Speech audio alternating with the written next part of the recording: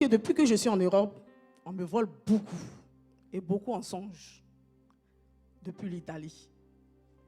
Et qu'est-ce qu'on me vole? On me vole mon sac à main et mon portefeuille. Peut-être que dans le songe, ça peut être le sac à main, mais physiquement, ça peut être une autre bénédiction. Souvent même, je me lève pour prier, mais après ma prière, on me vole. Et je sais que je suis régulière dans mes dîmes et mes offrandes, mais on me vole. Mais Dieu dit quoi dans sa parole? Dans Jean 10, 10. Dieu dit que le voleur ne vient que pour dérober, égorger et détruire, mais lui vient afin que ses brebis aient la vie et qu'ils soient dans l'abondance.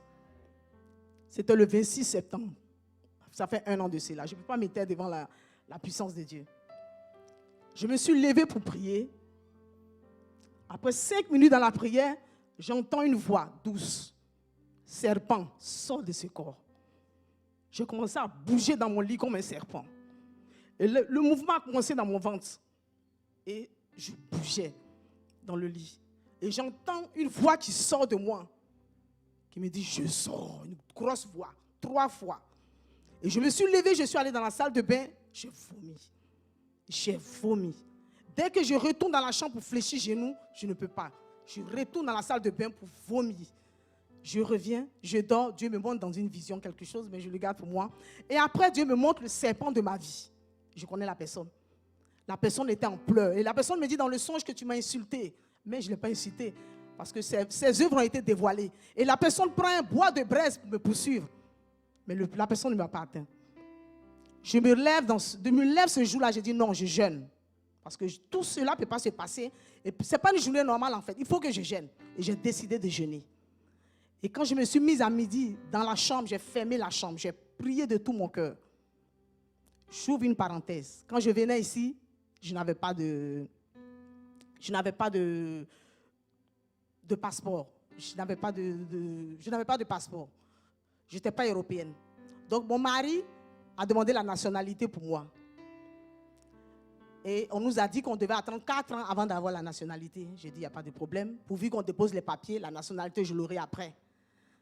Donc je voulais, à travers ça, dire merci à mon mari ici présent, parce qu'il est une source de bénédiction pour moi.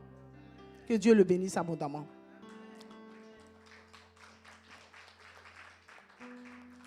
Après cela, quand j'ai fini de prier fortement dans la chambre, le téléphone de mon mari sonne. L'ambassade l'appelle pour lui dire, le décret de ta femme est sorti. J'ai compris que cette nuit-là, le diable venait voler encore ma nationalité. Mais le Saint-Esprit n'a pas permis cela. Et la femme qui dit à mon mari, dis à ta femme que je lui ai envoyé un message.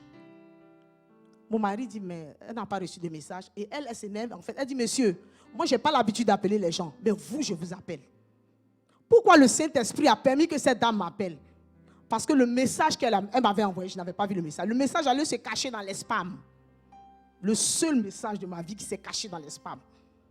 Le diable, non, c'était faux. Le diable a caché le message dans les spams. Mais on a découvert cela. Et après, je suis allée, j'ai présenté les papiers, j'ai constitué les papiers, je suis allée déposer, j'ai pris la nationalité. Mais pour dire quoi? Si elle ne m'avait pas appelé, je n'allais pas voir le message dans les spams. Parce qu'après 1 mois, le message dans les spams disparaît. Après 6 mois, ma demande de nationalité était annulée. Et je partais encore pour 5 ans, 6 ans. C'est comme ça le diable nous retarde. Mais ce jour-là, le Saint-Esprit de Dieu est rentré en œuvre. Et il a permis que cela n'arrive pas. Je viens lui rendre toute la gloire. Je viens dire merci à Dieu parce qu'il a été fidèle. Je dis merci. Je ne vais pas regarder à la bénédiction. Je ne dis pas que je ne suis pas content d'avoir un passeport. Un passeport, ça te fait rentrer partout. Mais ce n'est pas ça le but. Le but, c'est quoi? La parole de Dieu dit que le Seigneur fait briller son soleil sur les bons et sur les mauvais. C'est-à-dire que les bénédictions que nous avons à l'église, même ceux qui sont dehors ont les mêmes bénédictions.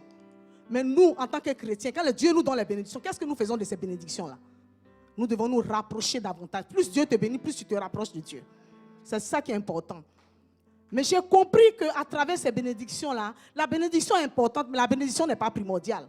C'est l'œuvre de Dieu qui est primordiale.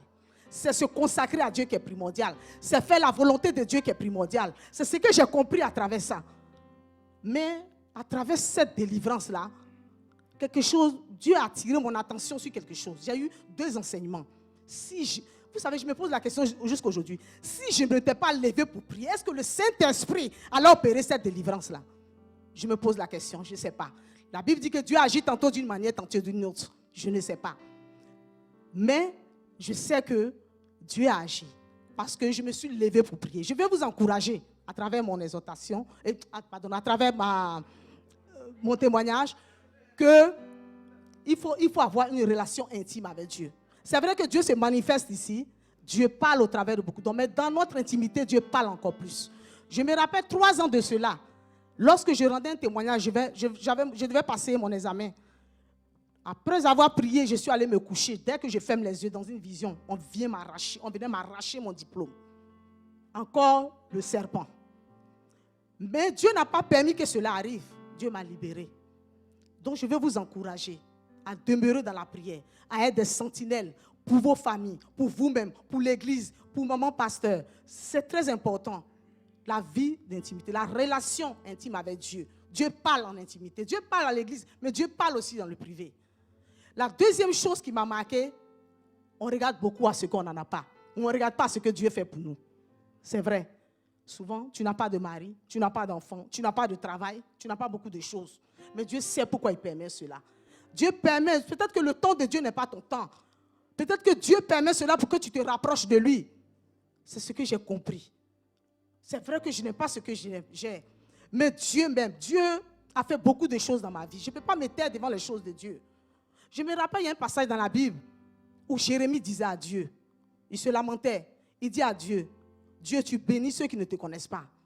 Et lui, Dieu ne le bénissait pas. Qu'est-ce que Dieu lui a dit? Dieu lui a dit, ceux-là, je les bénis, mais mon cœur est loin d'eux. Mais toi, Jérémie, mon cœur est près de toi. Qu'est-ce que Dieu a fait? Dieu a nommé prophète des nations. Pour dire que quoi? Nous cherchons les bénédictions sans Dieu. Les bénédictions sans Dieu, ça n'a pas d'importance. Moi, je préfère, même si je n'ai pas toutes les bénédictions que Dieu a avec moi, c'est le plus important. Ça, c'est mon témoignage ce matin. 2024, consacrons-nous à Dieu et soyons focus sur Dieu. Amen. J'ai un deuxième témoignage si maman... Après? Après? Une autre fois, parce que le temps est passé. Okay. Merci.